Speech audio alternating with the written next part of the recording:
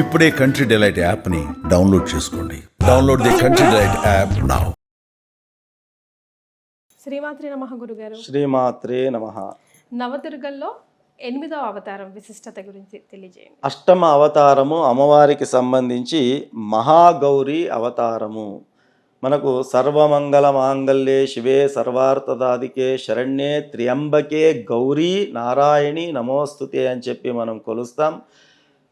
ఏ పూజ చేసినా కూడా అమ్మవారి అనుగ్రహం ఎట్లాగైతే ప్రథమ పూజ వినాయకుడు అందుకుంటాడో అట్లాగే మనము సంకల్పించినటువంటి ఆ కార్యము నిర్వీర్యము కాకూడదు అంటే, సఫలీకృతం కావాలి అంటే అమ్మవారి యొక్క అనుగ్రహం మనకు తప్పనిసరి. ఈ మహాగౌరి అవతారం అనేటటువంటిది ఇంతకుముందు మనం చెప్పుకున్న రీతిగా శివుని వివాహం చేసుకోవాలనేటటువంటి సంకల్పముతో అమ్మవారు తపస్సును ఆచరించినటువంటిది ఏదైతే మనకు ఉదంతం ఉన్నదో, ఆ రకంగా ఆ శివుడి వివాహ సమయం లోపల అమ్మవారు గౌరీ అవతారాన్ని దాలుస్తుంది కాబట్టి, గౌరీ అవతారాన్ని దాల్చిన తర్వాత శివుణ్ణి వివాహం చేసుకుంటుంది కాబట్టి ఇప్పటికీ కూడా మనకు ఆ యొక్క ఆచారం అనేటటువంటిది మనకు కొనసాగుతూ వస్తుంది. ఇంతకుముందు కూడా మనం ప్రస్తావన చేసుకున్నాం.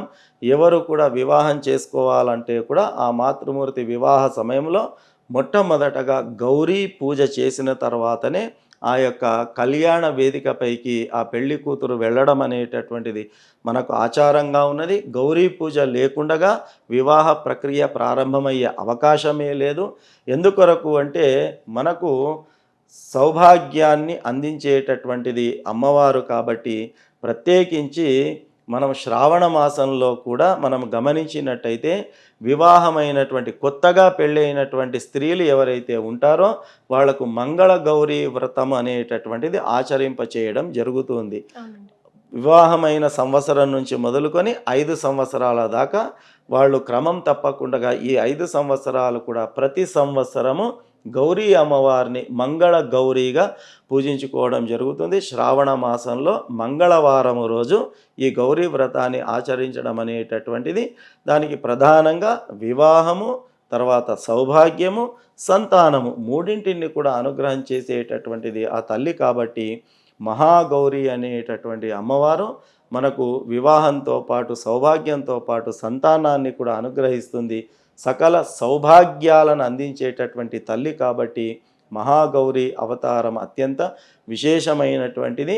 ముఖ్యంగా పెళ్లి కానటువంటి యువతులు ఎవరైతే ఉన్నారో వాళ్ళు అమ్మవారిని గనక పూజించుకున్నట్టయితే, ఇది మనకు దేవి భాగవతంలో కూడా ప్రత్యేకించి దీని గురించి మనకు తెలియచెప్పడం జరిగింది.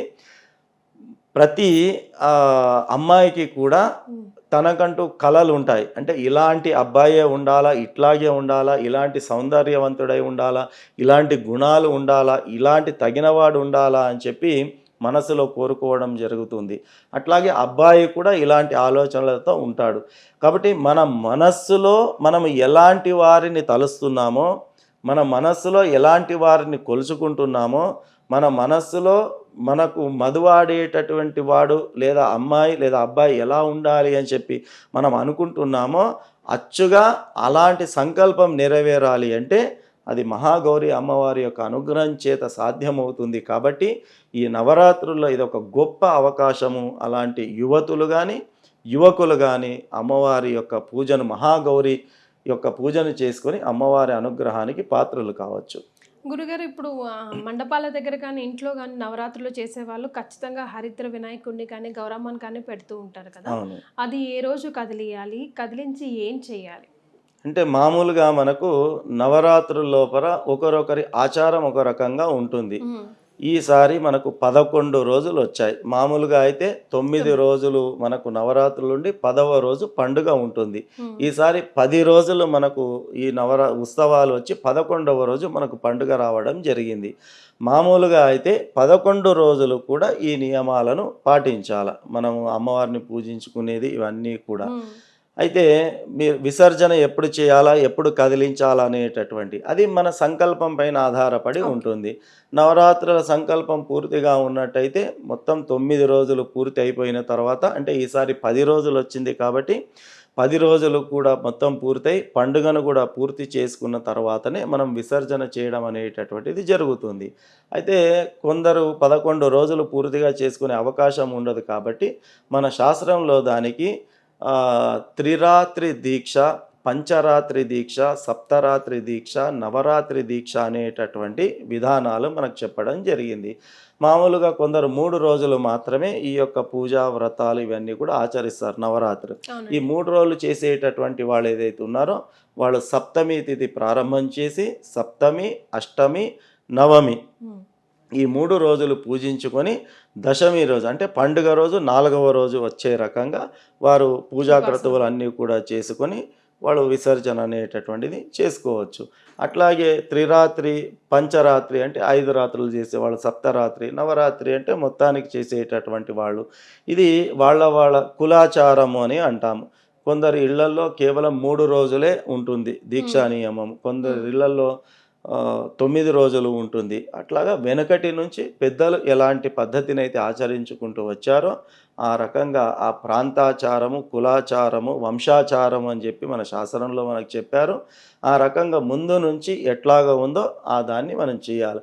మన పెద్దలు చెప్పేది ఒకటే, మన పెద్దలు ఏదైతే ఆచరిస్తూ వచ్చారో దాన్ని వదలకూడదు, లేని కొత్త దానిని పట్టుకోకూడదు అనేది మనకు పెద్దలు చెప్తారు. కాబట్టి మనకు ముందు నుంచి ఎట్లాగైతే ఆచారంగా వచ్చిందో ఆ త్రిరాత్రి, పంచరాత్రి, నవరాత్రి దీక్షలను చేస్తూ ఆ యొక్క పండుగ తర్వాత విసర్జన అనేటటువంటిది ఉంది.